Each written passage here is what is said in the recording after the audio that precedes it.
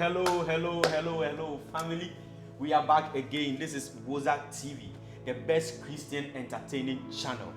We promise to bring you very exciting gospel content, reaction to gospel news, reaction to gospel songs, and other entertaining Christian videos. In fact, today we are back again. I have my panelists here with me.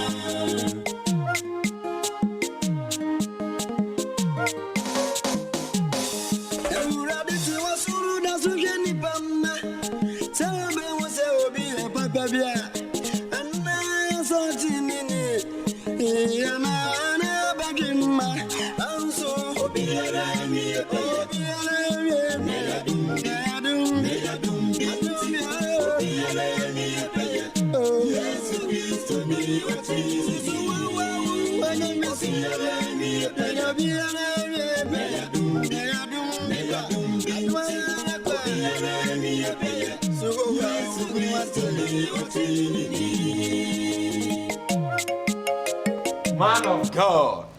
In fact, viewers, we are enjoying the song. In fact, I'm enjoying the song. Please, I hope you are enjoying the song. Oh, yeah.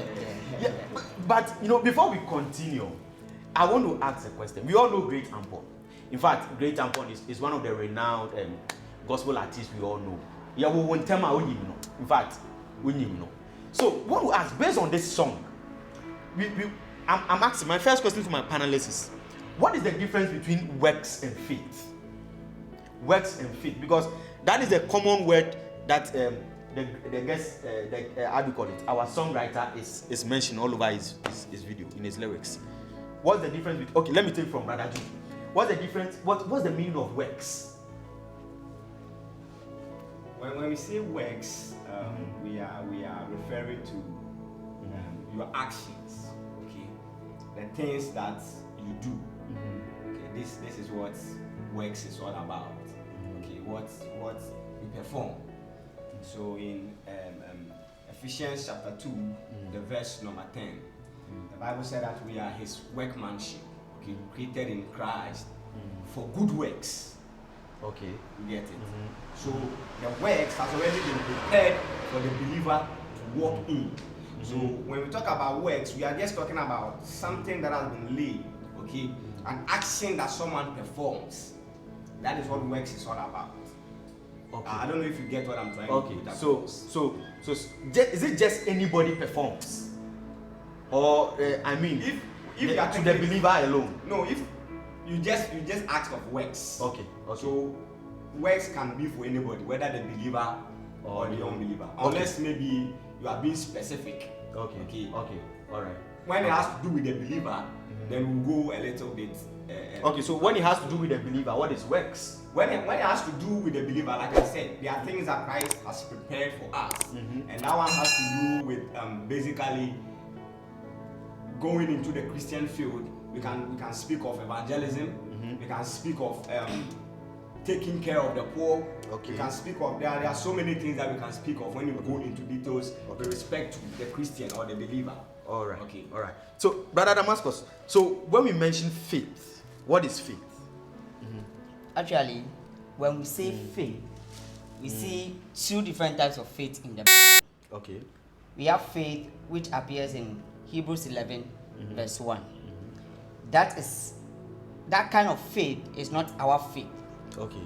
Because that faith is the faith of the people of the old. All right. That is to say that they were hoping for things which they have not seen. What was the thing that they were hoping for? They were hoping to see Christ's death, burial, and resurrection.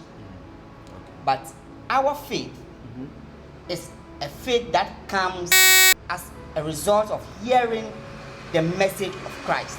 Wow. And what is the message of Christ? The message of Christ is His death, burial, and resurrection. Wow. Wow. But faith means belief. And before you believe, to have faith, there has to be a message. And if there has to be a message, then there has to be a preacher. So faith is belief, which means a message that has been heard.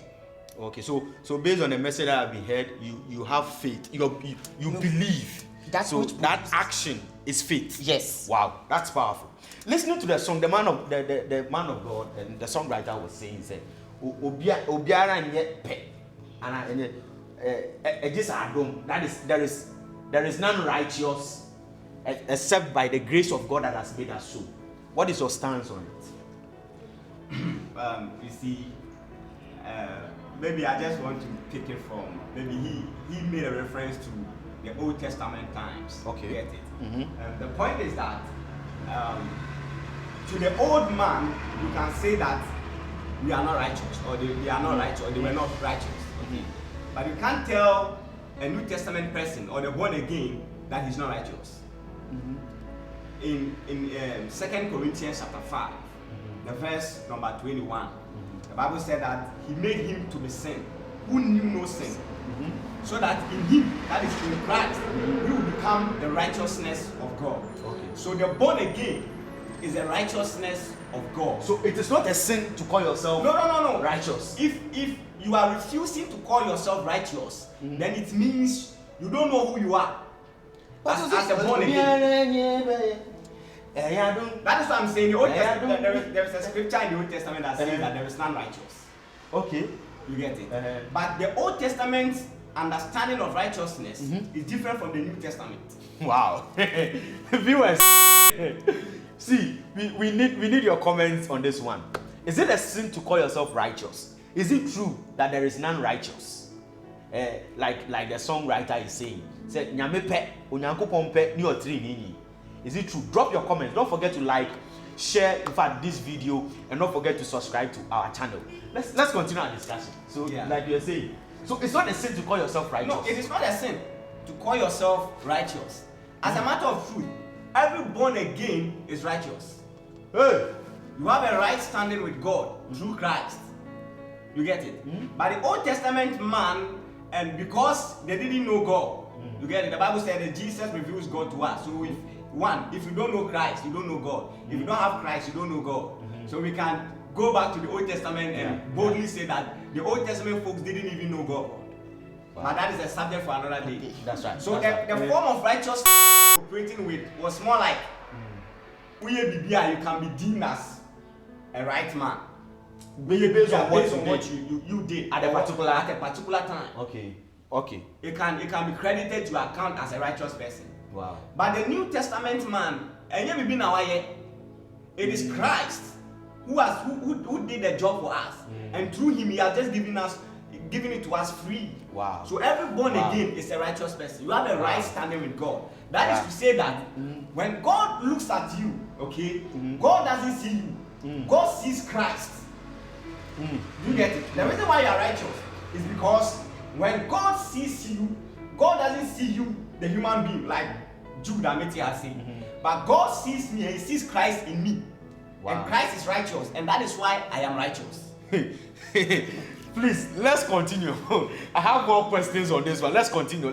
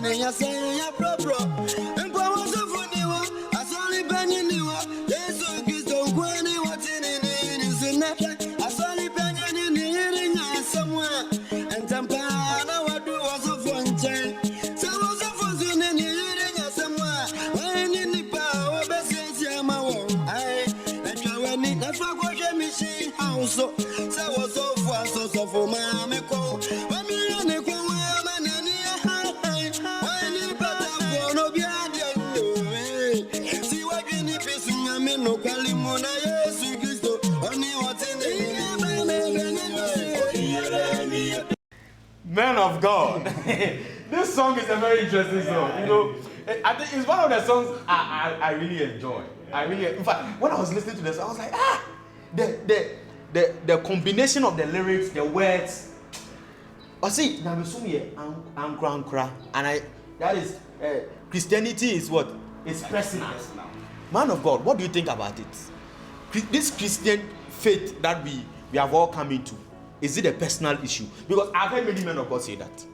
Say nyamesumi personal. Uko heaven, and no one will be in the echo. So how would you what's your take on that?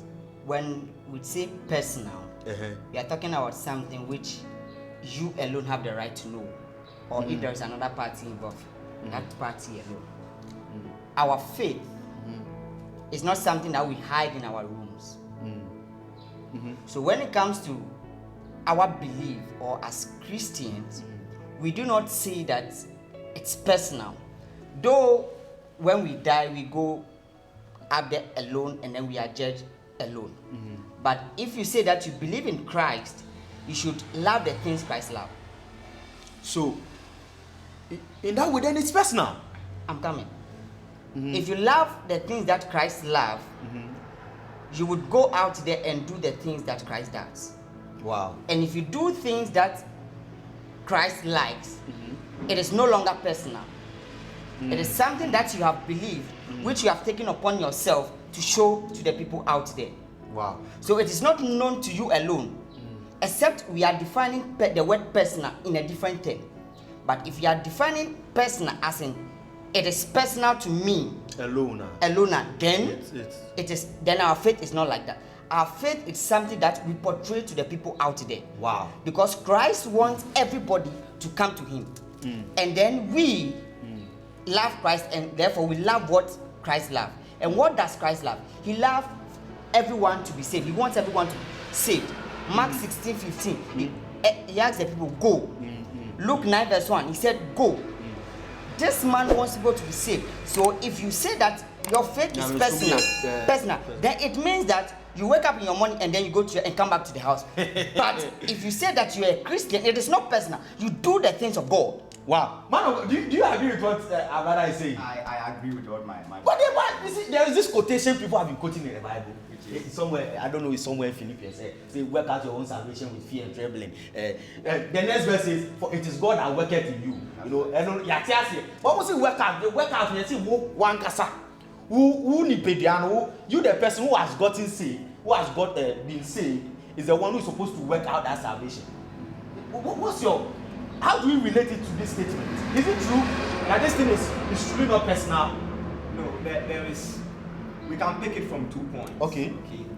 We can say that it may be personal, but it is not personal. That is what Man of God, don't confuse my viewers. I'm not Viewers, don't be confused. All right. Okay. I agree with the man of God. Yeah. Christianity is not personal. You get it? Okay. But I get why people also say it is personal, because people believe that it is fellowship. Fellowship is between them and God. So, I read my Bible. If I have to go to church, I go to church. If I have to pray, I pray. That is how come the term is personal. Okay. You get it? But that is not what Christ wants us to have. Okay. Relationship is important. Fellowship is important. That is the principal thing. Okay. But aside the fellowship, it goes beyond fellowship. It goes beyond relationship. Like my brother was saying, we have a mandate. So in Matthew, he quoted from Mark and Luke. In Matthew 28, Christ also gave the disciples a charge to go. It means there is something that you have to do. And what you have to do involves people. Okay. Do you get it? Okay. It involves people. So it is not alone. It's not alone. You cannot do it alone. So you can't say it is personal. If it is not personal, then what it means is that every action you take, people must see. Whatever you do, people must see. Because if you don't see, to the unbeliever, if you don't see the results, how do they come into the field? How do they join us? Wow. You get it? So Wow. it is not, Christianity is not personal. You can't stay at home. At a point, Peter made a statement that we should not forget the gathering of the saints, as some of you are doing. You do get it. If it is personal, I can decide to stay at home. At home and do my church. And do my church. Yeah. And do things I on understand. my own. You get it? For Peter to say that you don't have to forget the gathering of the saints meant that at a point people were forgetting it. Wow. People were not going. And he wanted to prove to them, say, it is not a personal something. Wow. Viewers, I'm coming. Viewers, drop your comments. Is Nyamesum personal or not? Drop your comment. Don't forget to like.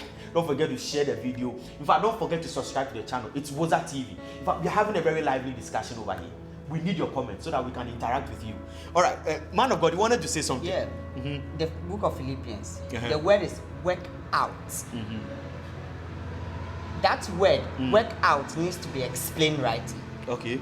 It means that it is already in you, but you bring it out. Okay. So it does not mean that you need to do something to be saved. So the work out there does not mean that Christ has saved you, but you were not fully saved. So you need to add one or two things to it for you to be saved. No, that is not it. Work out means that you have already been saved, but you portray that salvation, that life. Because remember, we never had a life. Wow. Wow. So that statement that we give our life to Christ is even wrong. Yeah. It needs to be explained. It needs to be taught right. We accept the life of Christ because it's that we were dead, but He died that we might live through Him. Through Him. That's right. That's right. So as we have accepted His life, we need to live that life. So it is not something that we do for our salvation to be complete. No. Our salvation is already complete. We bring it out. And it's not a personal thing you do. No. It's something that has to do with. Okay. You bring it out. Wow. Viewers, in fact, let us not be caught up too much into this. We want to continue the song, but then before we continue the song, there was a story. You see, there's a storyline in the song where a pastor goes to solve the issues of church members, but the pastor comes home, and in the mission house, you see this pastor fighting with the wife. In the case of the pastor, who is there to actually, solve the issue? I want to ask, bringing it to today's world, 21st century Christianity. Let me put it that way. Though there is nothing like that, but in our Christian life today, do we have, such instances, like some of these things happening, where pastors are solving people's issues, but they themselves cannot solve their marital issues or issues in their home? This one, let me speak to the camera. Okay. Let me speak. You see, we the church members are greedy. Hey. Oh yes. We see pastors to be supermen. Therefore, when we have problems, we come to them, forgetting that they are also human. You see, the church needs to pray for the leaders of the church. Wow. I think that's a great point. Paul prayed to the extent that he asked for more prayers. So for the pastor to survive, he needs the support of the members. But I mean, Paul was not married. Paul was not married, so Paul wants us to pray for him. He wants us to pray for him so that the avenues of evangelism will be opened the more for him. You see? But this one, who said, so papa, so mama, who said, or hanging and that talent, but I understand your point, though. I understand your point. Yeah. Marital issues is a whole subject on its own. Wow.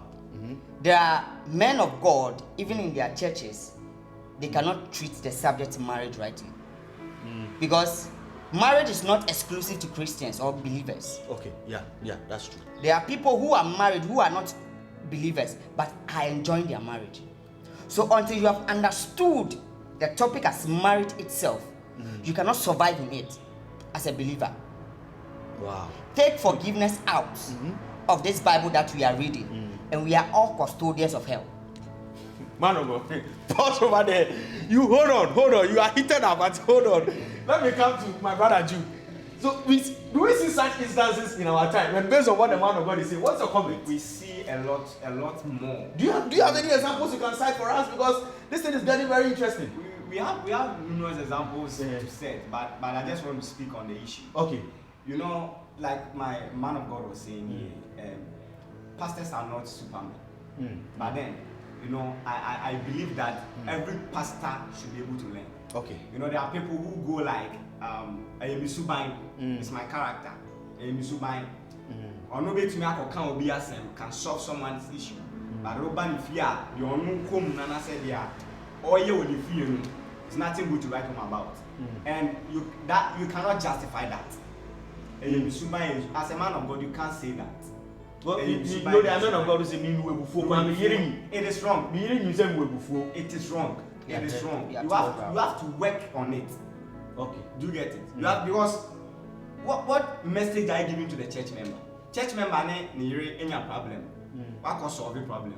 Church member ne be srawa. What so you come or suffer? For what reason? And it's amazing. Some of this, you know, the wife of these pastors, they don't mention it too. They don't. A lot of them, they don't mention it. Some of them, they are suffering in their home. They are suffering. They don't mention it. And it is a challenge, and it is wrong. Okay. Do you get it? Okay. It is wrong. As a man of God, you have to work on your character. Not even as men of Not God, but yes, as believers. Yeah. Work on your character. And then when it comes to the subject of marriage, and what I want to say may seem controversial, but marriage is not spiritual. There is nothing spiritual about marriage. Oh yes. Viewers, drop your comment on this one. This one, I need your comments. It's a physical thing, though it was used as an illustration in the Bible. Okay, when we read Ephesians chapter 5, Paul used it as illustration to depict how Christ is married to the church. And then there's a side, marriage is not spiritual. Then the side and say a warrior. There's no need for a pastor to bless it for us. No, that is not what I'm saying. No, but I know that's what you're saying, but I'm also trying to ask that if it is so, then we don't need we don't need a software to bless it for us. And it's a question I'm asking. We can't say that. We can't say that because though it is not spiritual, we believe that whatever we are doing, we should involve God. Wow. In every aspect of our lives. Do you get it? Okay. But I'm speaking in reference to we are married. The things that goes on. That is why the man of God made a statement which I like. People are not believers. We have a lot of unbelievers who are married. They've been able to survive for over 30 years. They are married. But unfortunately, Christians, and then most of the marriages that are collapsing, divorcing and all these things are Christians. It will surprise you, the statistics that came out. Most of them are Christians. And that is because we have taken it as spiritual. Oh, maybe small issue. Oh, I'm not speaking against prayer and all these things. It's essential in marriage. But then, the point is, at the end of the day, check it. It is maybe your character, maybe the way you do things. You check it. You get it. Say, what's me? Your marriage will be successful. What about the unbelievers who are having a successful marriage? They don't pray. They are enjoying. They don't fast. They don't do anything, but they are enjoying their marriage. So it is work.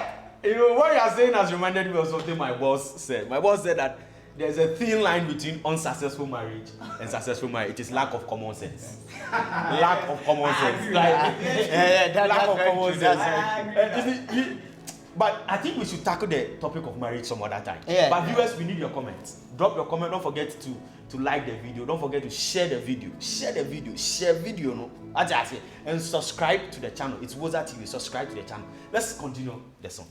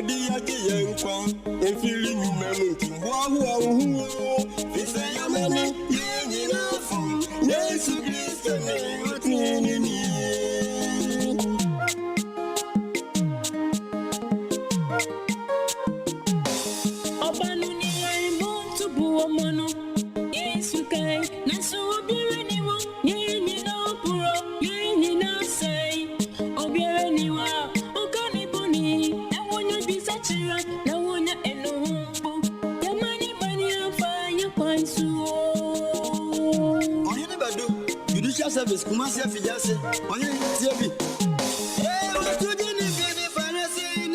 So before we come to the narration that the songwriter is about to quote or to say. There was a story. There was a story of an adulterous woman who was Jesus actually saved from people who wanted to stone her. From in the beginning, I said that the songwriter was saying that there is none righteous. He has brought in this story where Jesus actually said to the people that if you know that you are righteous, cast the first stone. And none of them was able to cast the stone. You explain, said, in our time, because of what Christ has done, we are righteous. And if we are righteous, why are there still, in our time, why are there still people who are condemning others? People who are passing judgments on others. Why is it so? Like I said, we are righteous. Mm-hmm. Get it? But if you are judging your fellow brother or sister based on maybe a sin or maybe something bad the person did, and what it means is you yourself, you don't have an understanding of this whole Christian thing, this whole Christianity thing. Bishop, You don't have an explain deeper? understanding. Now you see this story in a song, okay? Don't forget that Jesus Christ himself was living under the law. Okay. And this thing that happened is something that happened under the law. The born again started when Christ resurrected. Okay. When he died, he got buried, and then he resurrected. So being born again actually started after the resurrection. So all these things happened during the days whereby we say, and you can say you are righteous. Okay. You get it. So they believe, say, well, in their law, if you are an adulterous a woman, we stone you. We stone you. That is the best punishment we can give you. Hey. The mobile bro now call the fear assassin. You get it. But Jesus, knowing the hearts of the people, so say each one of them there, one way or the other, so Jesus started so a prophetic one man. Hey. And then the reason why they were able to cast the stone was because each one of them had something wrong they were doing. Okay. You get it? Okay.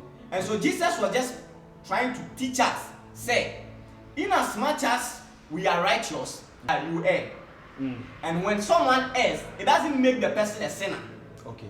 You get it? And so you don't have to just begin judging the person. At times, let's say you go do certain things, we have people who come out, we try to condemn them, we try to judge them, we try to say all sort of things against them. This is what Jesus is trying to address. Say, we shouldn't do that. Wow. Thank you. So that is what. Thank you, man of God. But Damascus, how can you relate this adulterous woman's story to today's Christianity? You see, let me go here. Under the law, anyone who breaks one single law has broken all. If Jesus had said, any one of you who has not committed adultery should cut, they would have stoned the woman to death. Yeah, because of course there are some people who are not committed adultery over there. They would have killed. Simple. The fact that you have not slept with someone's wife doesn't mean you are better than him, because you are also stealing. So if we should judge people, it means that we are proud. It means that we are proud. Because you know that you also err in one way or the other, and you are trying to be better. Why wouldn't you give the other person room for improvement? I see. You see, we believers encourage ourselves in the law. We encourage ourselves. When a brother commits a sin or a brother errs, you go to him, encourage the person, support the person, let the person come out of that. But you don't see, because in this our world, you are waiting for him to fail so that you replace him. Viewers, drop your comment on this one. Let's continue our song. Miss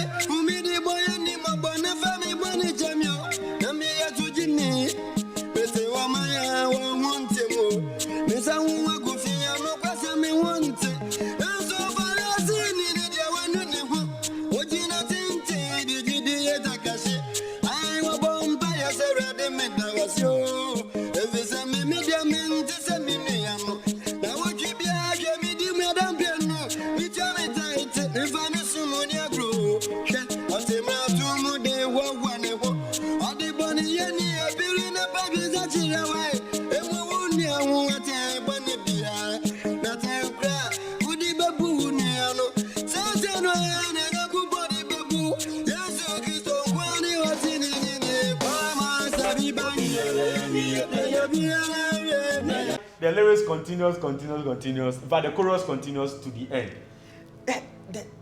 My last two questions has to do with the story that the songwriter just narrated to us about the Pharisee and the tax collector who went to the temple to pray. This Pharisee says that I'm not like the tax collector because he pays his tithe, if free will offering crowd to be. I just say, or no, Jinu, who is it? Your evangelism, Kobe.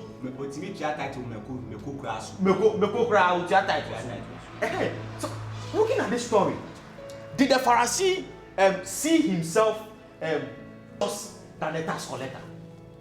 Well, what is your comment on it? Well, like the story explains itself. I think this is Luke chapter 18. Yeah, it was a parable, a story that Jesus gave. You get it?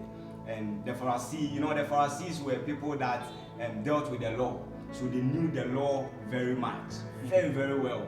You get it? And so, who say you get into making sure some run with this that is the Pharisee for you. Until to him, he does everything. He does everything. But then the publican, a tax collector, what you get it. So now the Pharisee goes in and thinks that he's better than the publican. It's better than the tax collector because the tax collector doesn't tithe, it doesn't pray, it doesn't fast. But you see, one thing the publican did was to acknowledge that he was a sinner. And this whole parable, if you read the Luke 18, I think 9, 10, thereabout, Jesus was just trying to teach about humility. That we should be able to humble ourselves. We should not boast of the fact that we are able to do this, we can do that, we can do this. To be humble. If we are being humble, he himself will uplift us. But if we are like the Pharisee, who think that it is then I'm sorry. At the end of the day. So that is it. He accepted, the guy accepted, say, my phone. So I need mercy, I need me. You get it? In fact, Brother Damascus on this song, considering the flow, the rhythm of this song, the lyrics, and the other additions, the storyline, how would you rate this song? I'm a good man. You're a good man. I know you're a good man. A man of few words. So I'm going to go for 6.6. Hey, I'm coming 7, 6.6. Man of God, looking at the, old time. It's a good song. It's a good song. It has good message. You get it. Has an understanding of the whole thing. It's easy to understand what he's trying to say. So I will give him 9.8, 7.9. Hey, I'm getting 7.9. All right, so viewers, in fact, end of our discussion. 6.6. Yes. 7.9. So maybe 7.95. Hey, viewers, thank you for tuning in with us.